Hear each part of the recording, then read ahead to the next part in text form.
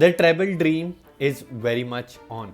अब मैं यहाँ से नहीं बोलूँगा स्टे हम्बल, क्योंकि स्टे हम्बल का टाइम बचा ही नहीं है।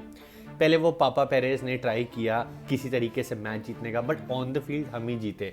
अब कुछ दिन पहले मार्को माटेराज़ी ने एक प्रेस कॉन्फ्रेंस में आके बोला है, I will repeat myself that Bayern were more equipped to beat us, to beat Inter Milan then Barcelona. हमें अंडरमाइन किया जा रहा है, और यहाँ से मेरे को लगता है कि अब चाहे कोई भी टीम हो, चाहे वो रियल मैड्रिड हो, चाहे वो इंटर मिलान हो, ये बार्सिलोना इतनी ज़्यादा फोकस्ड है और इतनी ज़्यादा टूवर्ड्स गोल अपना देख रही है कि कोई भी कुछ भी बोले हमें फ़र्क नहीं पड़ेगा। हमें बस अपने मैचेस जीतने हैं, वो जर्मन मेंटालिटी दिखानी है, और हम वो ट्रेबल का ड्रीम पूरा कर सकते हैं। राइट नाउ सिचुएशन ऐसी है कि it is Barcelona versus the rest of the world. Inter Milan को हमने खेलना है चैंपियंस लीग के सेमीफाइनल में, प्लस एक सर्टन फैन बेस है जो हमारे अगेंस्ट इंटर मिलान को रूट कर रहा है, होपिंग कि इंटर मिलान हमें नॉकआउट कर दे ताकि हम ट्रोल हो पाए। बट जिस तरीके से अभी इंटर मिलान खेल रही है, जिस तरीके से चीज़ें अप्रोच हो रही है और जिस तरीके से चीज़ें बिल्डअप हो रही है, उसमें पर्सनली मेरे को नहीं लग रहा कि इंटर मिलान हमें हरा पाएगी, क्योंकि एक तरीके का ऑरा और एक तरीके का एक रिदम सा बना हुआ था कि जैसे ही हमें पता चला कि हम इंटर मिलान के अगेंस्ट खेलेंगे तो डिफेंसिव टीम है, बहुत सॉलिड डिफेंस है इंटर मिलान की, ये टीम तो बार्सिलोना को हरा देगी। इस टीम के अगेंस्ट गोल मारना बहुत मुश्किल है। Inter will knock Barcelona out of the champions league वाला माहौल बना हुआ है। बट अगर आप फुटबॉल थोड़ा सा भी फॉलो करते हो, अगर आप फुटबॉल रिसेंटली देख रहे हो इंटर मिलान कैसा खेल रही है और आप देख रहे हो रिसेंटली बार्सिलोना कैसे खेल रही है, तो आपको थोड़ा आइडिया लगेगा। अगर आपको नहीं पता तो मैं आपको बताता हूँ। हमारी तरह इंटर मिलान भी compete कर रही थी फॉर द ट्रेबल, बट उनके लिए चीज़ें पिछले कुछ मैचेस में मुश्किल हो गई। टुरैम उनके प्लेयर हैं, वो इंजर हो गए।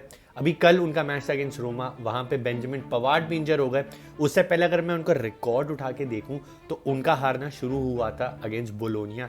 89 मिनट पे उन्होंने गोल खाया, वहाँ पे वो हार गए। चलो कोई नहीं, एक स्लाइट हिकअप हुआ आया, बट जो सीरिया ए थी वो टाई हो गई, इक्वल पॉइंट्स हो गए नेपोली के और इंटर मिलान के। उसके बाद उन्होंने अपनी खेली इटालियन कप की गेम अगेंस्ट एसी मिलान, जहां पे वो हारे 3-0 इन द सेकंड लेग और टोटल एग्रीगेट हुआ 4-1। तो वो एक कंपटीशन में ऑलमोस्ट हैंग ऑन कर रहे हैं, एक कंपटीशन से बाहर हो गए हैं, और चैंपियंस लीग में उनको फाइनल में जाने के लिए बार्सिलोना को हराना है। उनका भी काफ़ी कॉम्पैक्ट शेड्यूल था हमारी तरह, बट जो business end of the season जिसे हम कहते हैं, जहाँ पे सबसे ज़्यादा जितना इंपॉर्टेंट होता है, वहाँ पे फॉल्टर करे जा रही है इंटर मिलान। कल मैंने इंटर मिलान का मैच देखा पूरा अगेंस्ट रोमा। मैंने थोड़े उनको टैक्टिकली स्टडी करने का ट्राई किया कि वो क्या फॉर्मेशन खेलते हैं, क्या स्टाइल ऑफ प्ले है उनका, किस तरीके से वो बार्सा को टैकल कर सकते हैं, किस तरीके से बार्सा को वो हरा सकते हैं। तो रोमा वाली गेम काफ़ी इंटरेस्टिंग थी। वो हार गए 1-0।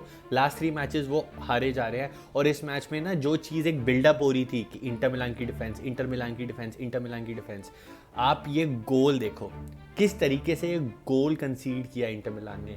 डिफेंसिव एरर था, इतना बड़ा डिफेंसिव एरर था कि अगर ये बार्सिलोना टीम स्टडी कर रही है तो हम आराम से वो जो एक ऑरा सा बना हुआ है ना, एक हवा बनी हुई है डिफेंस वाली, वो हम आराम से तोड़ सकते हैं। और ये चीज़ ना मैंने बायर्न वाली गेम में भी देखी थी।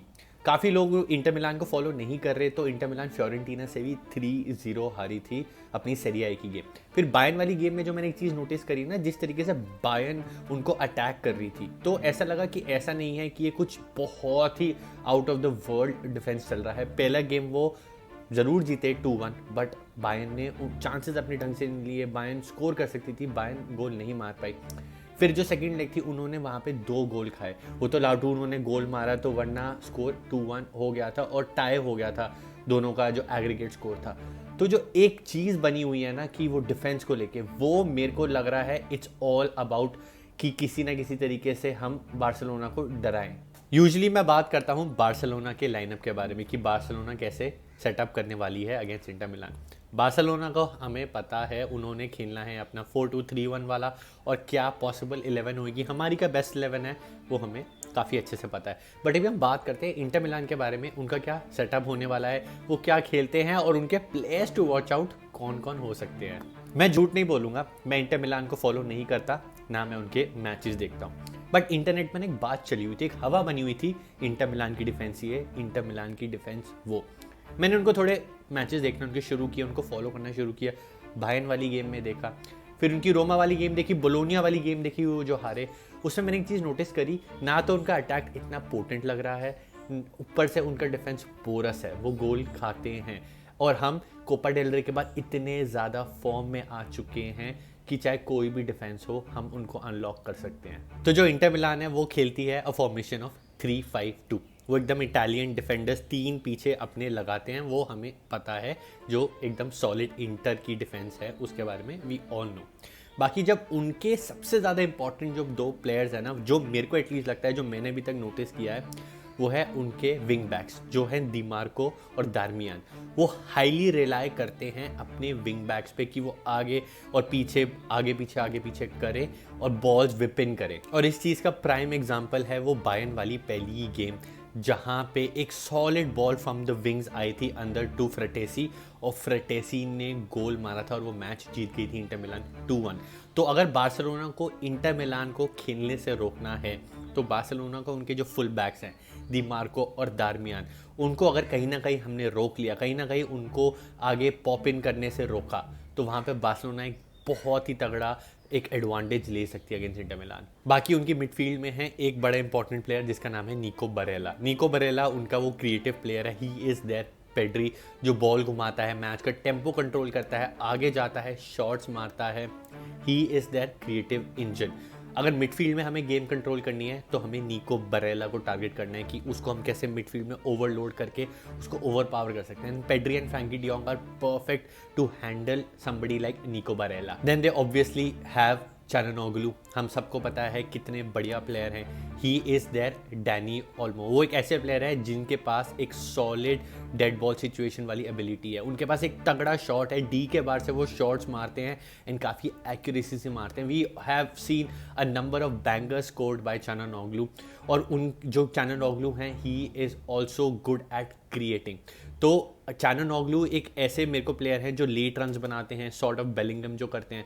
तो यहाँ पे अगर हमें गोल स्कोरिंग थ्रेट जिसको हम रोक सकते हैं वो हैं चाननोगलू। बाकी फ्रंट में they have Arnautovic and Lautaro Martinez.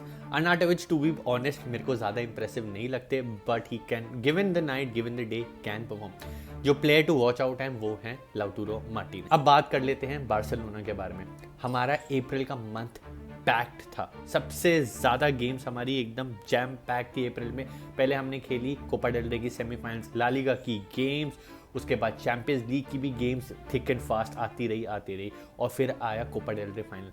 हमने हर टेस्ट पास किया, और उस टेस्ट के बीच में हमारे main players Balde and Lewandowski तक इंजर हो गए, बट वो उनके इंजर होने के बाद भी हमारे प्लेयर्स ने स्टेप अप किया, चाहे वो फेरान टोरेस हो, चाहे वो जेरार्ड मार्टिन हो, हेक्टर फोर्ट हो, चाहे वो पेड्री हो। पीपल स्टेप्ड अप, उन्होंने रिस्पॉन्सिबिलिटी ली कि हम अगर प्लेयर अवेलेबल नहीं है तो हम स्टेप अप करेंगे। And I am so proud of Ferran Torres, जिन्होंने MVP का अवार्ड जीता कोपा डेल रे के फाइनल में। इसको हम पसंद नहीं करते थे इस प्लेयर को, और उसने बेस्ट परफॉर्मेंस दी अपनी करियर की। बट ये सारी बातें बोलने के बाद मैं अभी भी एक ही चीज़ बोलूँगा, we have to respect our opponents. ये चैम्पियंस लीग है और यहाँ पे nothing is given to you for free, सब अर्न करना पड़ता है। और चैम्पियंस लीग में इतनी ऑब्वियस चीज़ें भी नहीं होती है। जो टीम आपको सबसे ज़्यादा लग रही होती है कि ये जीत जाएगी, वो नहीं जीतती है। कभी कभार दूसरी team out of nowhere comes and reaches the final. But अब हमें यहाँ से कॉन्सेंट्रेट करना है। ज़रूर हम इस मैच में जाएंगे as favourites, but we can not take Inter Milan lightly. ये टीम मुश्किल टीम है, आपके लिए चीज़ें मुश्किल कर सकती है। और on the given night football है भाई, ये ऑन द गिवन नाइट जो टीम बढ़िया खेल जाती है वो सब कुछ ले जाती है। बट यहाँ पे एक अच्छी चीज़ ये है कि ये 2 लेगेड टाई है। अगर गलती से फर्स्ट लेग जो हमारा मॉन्जीत में होगा कुछ ऊपर नीचे हो जाता है, हमारे पास स्टिल सेकंड लेग होगी कि हम वहाँ पे चीज़ें मैनेज कर ले।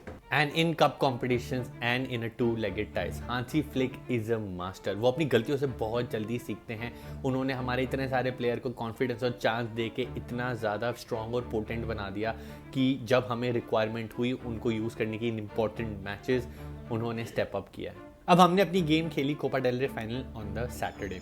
हम उससे एक हाई में, एक सॉलिड मोमेंटम से निकल के आ रहे हैं। On the other hand Inter Milan ने खेली अपनी गेम संडे को, और उनकी जो गेम थी वो हारे, वो 1-0 अगेंस्ट रोमा। तो अभी यहाँ पे सिचुएशन ऐसी है कि बार्सिलोना के पास एक रेस्ट डे ज़्यादा है, प्लस मोमेंटम भी हमारे पास है। बट मैं फिर से बोलूँगा, ये है champions league. Given the day, given the moment, कोई भी कभी भी जाग सकता है और कुछ भी हो सकता है। We still have to respect our opponents, चाहे वो कोई भी हो, चाहे वो जितने भी अच्छे फॉर्म में आ रहा हो। चैम्पियंस लीग सेमीफाइनल है ये, यहाँ पे गलतियाँ हम अफोर्ड नहीं कर सकते हैं। एज फैंस तो मैं आपको अब एक ही चीज़ बोलने वाला हूँ, सपोर्ट करो इस टीम को, बिलीव करो, हर मैच और हर मोमेंट को एंजॉय करना, क्योंकि बहुत टाइम बाद ये मोमेंट आया है। एक ट्रॉफी हम ऑलरेडी निकाल चुके हैं, ला लीगा में टॉप पे बैठे हैं, और फर्स्ट लेग में अगर हमने गलती से वो बायर्न वाली चीज़ रिपीट कर दी, फर्स्ट लेग के बारे में बात कर रहा हूँ, कि हमने 3-0 या कोई हेल्दी सी लीड निकाल गए, तो फाइनल में जाना कोई ज़्यादा मुश्किल नहीं है, बट विद कॉशन। अब नर्वस होने का टाइम नहीं है बॉयज़, अब बस गेम्स एंजॉय करने का टाइम है। तो ये थे मेरे 2 cents for the game between Inter Milan and Barcelona. Video अच्छी लगी तो लाइक करना, कमेंट करके बताओ, गिव योर 2 सेंट्स, आपको क्या लगता है क्या स्कोर लाइन होगी, कैसे सेटअप करेगी बार्सिलोना, कैसे सेटअप करेगी इंटर मिलान, जो भी आपको लगता है play to watch out for, comment करके बताओ।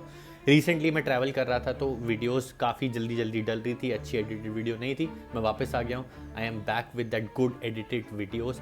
तो अगर मेरे को सपोर्ट करना है तो वीडियो को एंड तक देखो और नीचे कमेंट कर दो विस्का बारसा। चैनल को सब्सक्राइब नहीं किया तो कर देना, 80% लोगों ने सब्सक्राइब नहीं किया हुआ, सो बी दैट वन जिसने चैनल सब्सक्राइब किया हुआ है। See in the next one, विस्का बारसा सेम्प्रा, y vamos a ganar la Champions।